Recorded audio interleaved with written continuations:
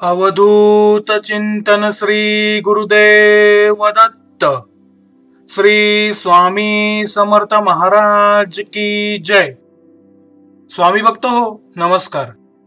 स्वामी स्वरूप परमपूज्य सद्गुरु श्री लाटकर काकांच्या संचार अवस्थेत प्रस्तुत श्री स्वामी चरित्र तत्व रहस्य हे वैशिष्ट्यपूर्ण आहे।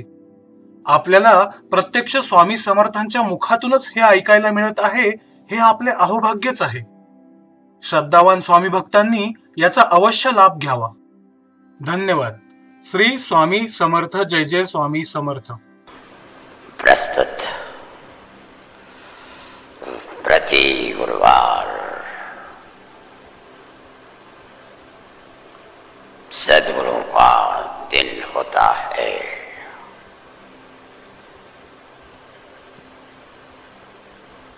समग्र ब्रह्मांड में परिक्रमा लगाते हैं। प्रत्येक गुरुभक्त के हृदय आकाश में अवश्य स्थित है।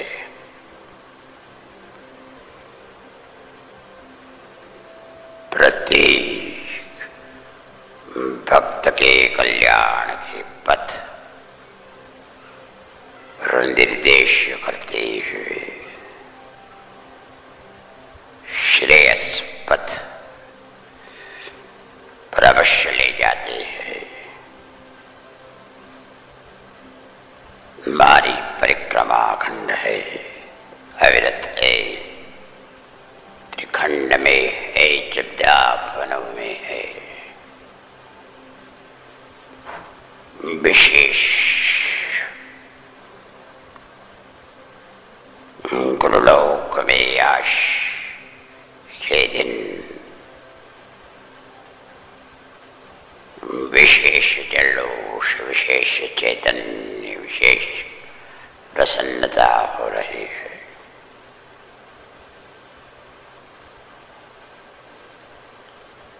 कारण आषाढ़ पूर्णिमा समीप आ रही है।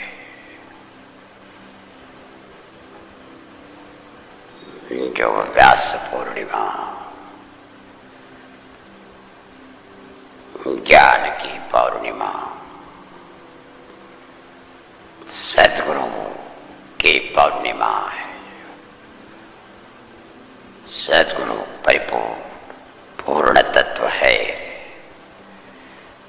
सद्गुरु सच्चिष्य को पूर्णत्व की ओर ले जाते हैं।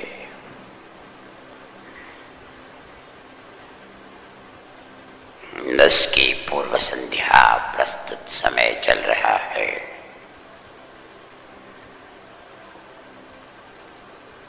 जिसमें गुरुतत्व का विशेष प्रभाव प्रस्तुत गुरुवार सद्गुरु स्मरण का दिन है। जो भक्त ऐसे शुभ अवसर पर सद्गुरु का स्मरण करता है, अनन्य शरण भाव से, शरणागत भाव से, जिसके हृदय आकाश पर स्वामी का ही स्मरण हो रहा है, ऐसे भक्त के कल्याण के प्रयोजन से हम प्रत्यक्ष भक्तवत्सल मेरे भक्त की समग्र ऐषणा अवश्य परिपूर्ण करते हुए उसे गुरुपथ पर ले जाते हैं। जिस पथ पर समग्र ज्ञान, चैतन्य, पूर्णानंद तथा स्वामी के कृपा सुमन प्राप्त हो जाएंगे।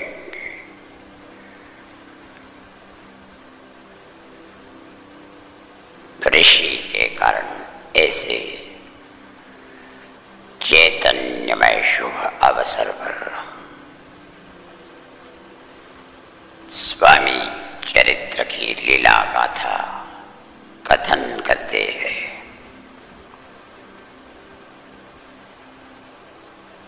स्वामी चरित्र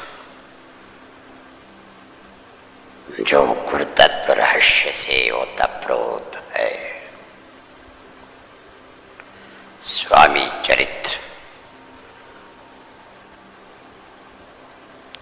तत्व रहस्य का उद्घाटन है। स्वामी चरित्र परब्रह्म परमेश्वर का सद्गुरु के रूप का आविष्कार है। स्वामी चरित्र जो माया के अधिपति है, जो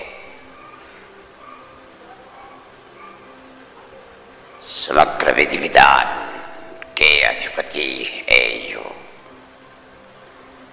समग्र जीवन को सुपंथ की दिशा पर ले जाने वाले पालनहार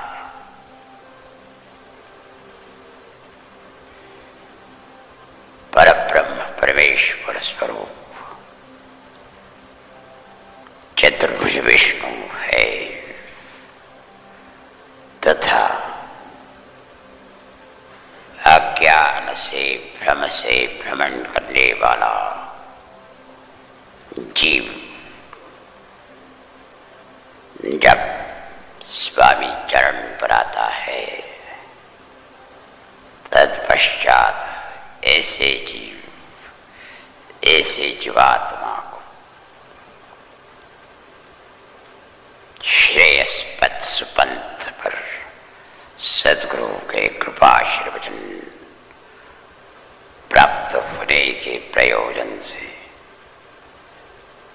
जो भ्रम का निराश करते हैं, मेरा अंधकार का नाश करते हुए ज्ञान का आदित्य प्रखर किरण के साथ जीव को स्वयं के स्वरूप का दर्शन देता है, वह शिव शंभो, वही गुरुतत्व है, वही समग्र देव देवता तथा समग्र शब्दाभूलों के समग्र लोक, समग्र जीव के तारणहार, ज्ञान का नाश करने वाले, ज्ञान प्रदान करने वाले, शिथिलता जड़त्व तमोगुण का नाश करते हुए आनंद पथ पर ले जाने वाले शिव शंभो ही गुरुतत्व है।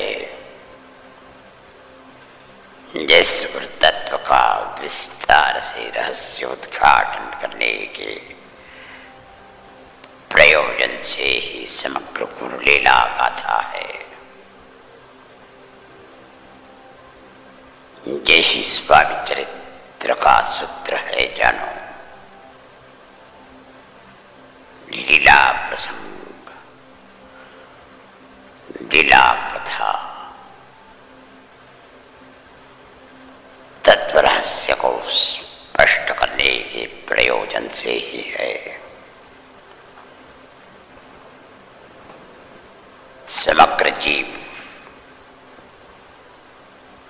किसी ना किसी भ्रम में भ्रमण करते हुए अपने जीवन का समय व्यतीत कर रहे हैं। किसी जीव की धारणा है कि यद्यपि समग्र धन संपदा भोग प्रभोग दिव्य भोग प्राप्त हुए पश्चात जीव तृप्त होगा, जीव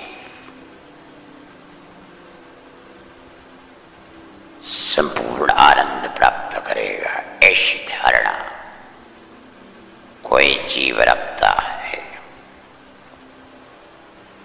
किसी और जीव का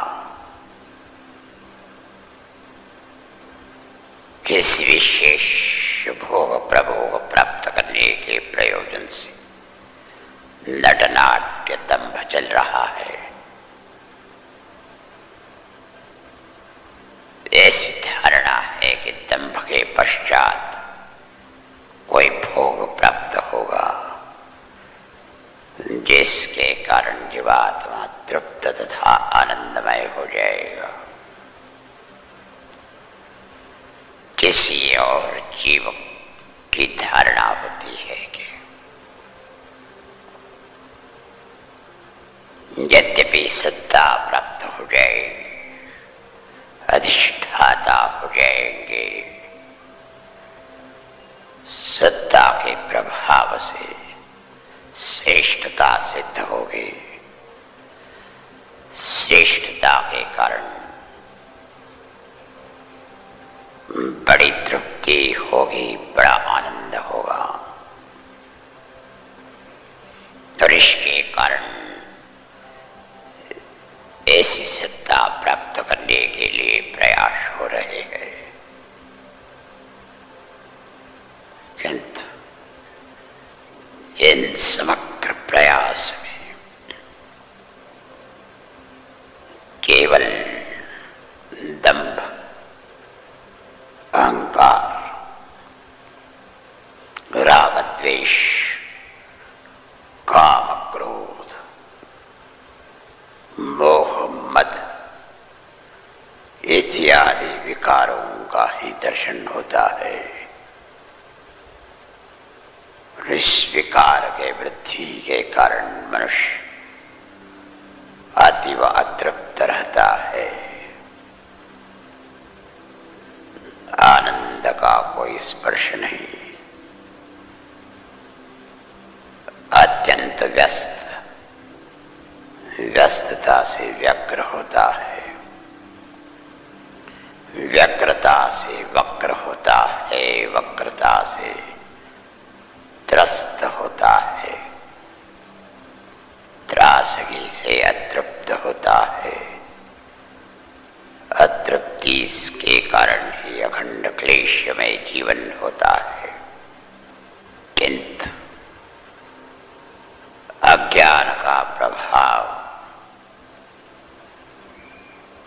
माया का प्रभाव, भ्रम का प्रभाव इतना तेज से चल रहा है प्रस्तुत समय में कि भले ही जितना ही प्रबोधन प्राप्त करे,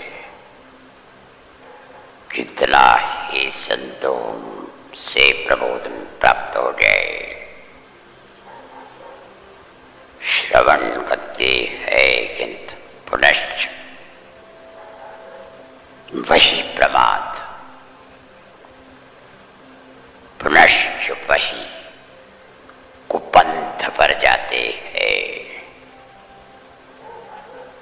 किंतु जब मनुष्य स्वयं को सद्गुरु के सम्मुख प्रस्तुत करता है, तत्पश्चात यद्यपि उसकी संवेदना शरण भाव की होती है, समर्पण भाव की होती है, सद्गुरु ऐसे भक्तों को अवश्य भ्रम से मुक्त करते हैं, अज्ञान से मुक्त करते हैं। कारण सद्गुरु स्वयं विधि विधान के अधिष्ठाता है, सद्गुरु स्वयं समग्र ब्रह्मांड के नियंता है, सद्गुरु स्वयं अज्ञान तथा भ्रम का निराश करते हुए ज्ञान की प्रस्तावना, चैतन्य की प्रस्तावना, आनंद की प्रस्तावना, तृप्ति की प्रस्तावना करते हैं। कारण सद्गुरु ही ब्रह्मा है, सद्गुरु ही चतुर्भुज विष्णु है, सद्गुरु ही शिव शंभो है, वही विधि विधान के अधिष्ठाता, वही नियंता, वही गुरुत्व से सिद्ध है। जानो बेटा, जिसके कारण सद्गुरु के बिना कोई अन्य मार्ग नहीं है। समग्र देव देवताएं सद्गुरु के भीतर है। चिंत मनुष्य अन्य देव देवताओं की उपासना तपस्या करता है, अनेकों मंत्र तंत्र का प्रयोग करता है, कोई सिद्धि प्राप्त करने के लिए, कोई धन की प्राप्ति करने के लिए, कोई सत्ता प्राप्त करने के लिए। किंतु जो देव देवता स्वयं भ्रम में भ्रमण कर रहे हैं, जो देव देवताएं स्वयं अमृत नाम का द्रव प्राशन करते हुए स्वयं को अमर कहते हैं, जो स्वयं जीव स्वरूप है, जो स्वयं अधूरे है, अतृप्त है, भोग प्रधान है, भले ही सिद्धि प्राप्त किए हुए है, पुण्य संचय से युक्त है, किंतु जिससे जानो यह देव देवताएं परब्रह्म परमेश्वर के सम्मुख अधस्थान पर है। कारण प्रस्तुत स्वामी चरित्र में हमने इस कथा का तत्व स्वरूप प्रबोधन किया था कि स्वर्गस्थ देव देवताएं जब भ्रम में भ्रमण करते हुए मनुष्य को हीन समझते थे, अल्पायुषी, निर्धन, उसे सद्गुरु ने समझाया कि यद्यपि मुक्त होना चाहते हो, यद्यपि समग्र बंधन से स्वयं मुक्त करते हुए परब्रह्म परमेश्वर के साथ एक रूप होना चाहते हो, केवल मनुष्य देह ही ऐसे कार्य को क्षमता प्राप्त करता है। ना सिद्धि, ना दिव्य देवता का दिव्य भोग, परब्रह्म परमेश्वर की प्राप्ति करने में सक्षम है।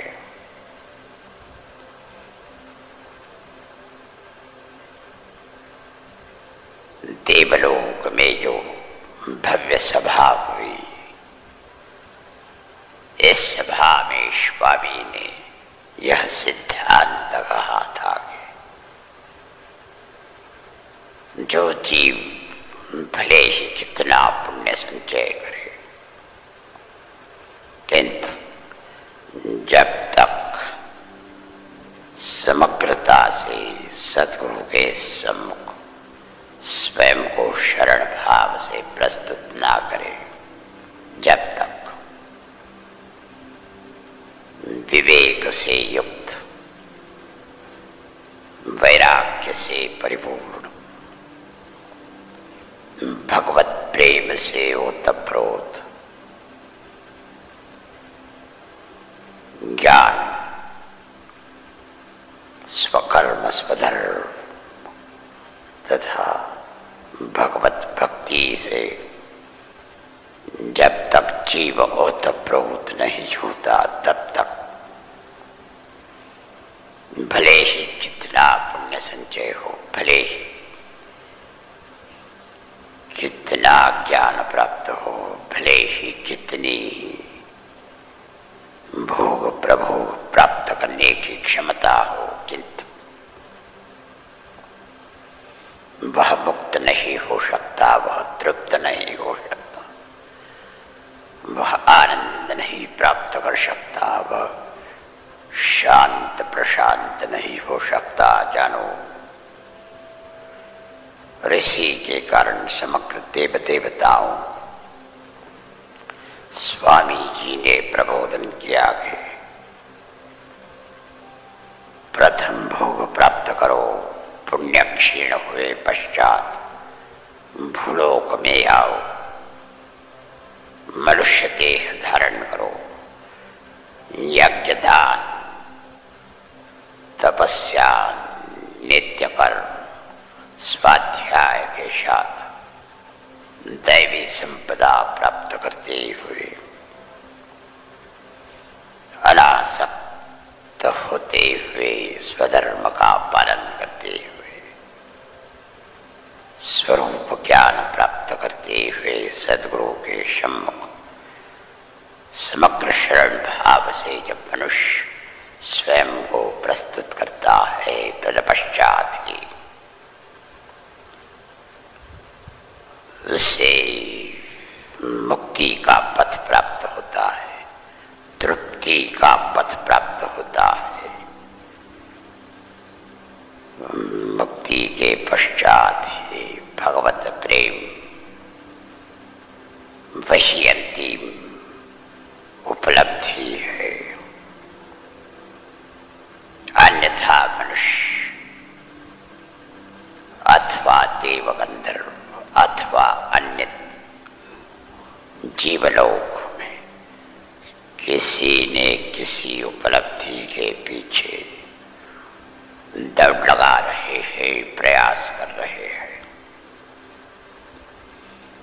प्राप्तव्य के बारे में बड़ा भ्रम है, गंतव्य के बारे में बड़ा भ्रम है। ऋषि के कारण स्वामी ने बड़ी स्पष्टता से कहा, पुण्य का संचय क्षीण होने दो, भूलोक पर आओ, मनुष्य देह धारण के पश्चात मैं स्वयं तुम्हारा उद्धार करूंगा। जैसे देव गंधर्व जब भूलोक पर आते हैं, तत्पश्चात स्वामी का स्मरण सूक्ष्माति सूक्ष्म तरल स्तर पर उन्हें जागृत करता है। गंधर्व गान करते हैं, जिसके हृदय आकाश में पूर्व संचित स्वामी प्रबोधन के संस्कार है, वह स्वामी के गीत गाता है। जिसके हृदय आकाश स्वामी के प्रबोधन के संस्कार है, उसे दिव्य प्रतीति मनुष्य देह में ही प्राप्त होती है। इसी के कारण मेरे समग्र भक्त इस बात को भली भांति समझ जाओगे, प्रस्तुत मनुष्य देह अतीव दुर्लभ है। यह तुम्हें प्राप्त हुआ है, इसका प्रत्येक क्षण अनमोल है। यद्यपि केवल भोग प्रभोग में आयु नष्ट होगा, पुनश्चाधोगति सुनिश्चित है। अपने गृहस्थी के कर्तव्य को अवश्य निभाओ, किंतु समय के अनुसार अपना कर्म करो, वर्णाश्रम के अनुसार अपना स्वधर्म निभाओ। किसी वस्तु संचय व्यक्ति समूह में आसक्त ना हो, कर्तव्य भाव से कार्य करो। स्वामी के स्मरण के साथ अखंड सिद्ध मंत्र का नाम जप करते रहो। ऐसे प्रबोधन के पश्चात स्वामी स्वर्ग देवलोक से प्रस्थान करते हुए महरलोक में जाते हैं, जो चतुर्थ स्थान है महाचमक।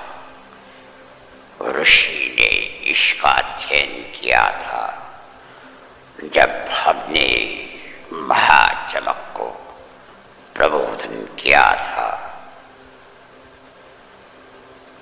इस चतुर्थ लोक के बारे में, जहाँ केवल ब्रह्म तत्व है, जहाँ केवल ब्रह्म ज्ञान है, जहाँ जीव जब जाता है तब उसकी पुनरावृत्ति नहीं है। देवलोक से दिव्य देह के साथ स्वामी महरलोक में जाते हैं, जहाँ पे स्वामी के समग्र भक्त स्थित थे। जितने स्वामी के प्रिय भक्त थे, प्रिय शिष्य थे, जिन्होंने ज्ञान विवेक वैराग्य गुरु भक्ति समग्रता से प्राप्त की, उन्हें उत्तम गति देते हुए स्वामी ने उन्हें ब्रह्मलीन किया था। वह समग्र भक्त इसी महरलोक में स्थित हुए थे। जैसे ही स्वामी का आगमन महरलोक में हुआ, वैसे ये समग्र मुक्त पुरुष स्वामी का दिव्य दर्शन के पश्चात आनंद चैतन्य से ओतप्रोत हुए। स्वामी तथा स्वामी भक्त का मिलन गुरु पूर्णिमा के दिन ही हुआ था, जिसका संवाद प्रतिसंवाद हम गुरु पूर्णिमा के आने वाले दिन में अवश्य विस्तार से कथन करें।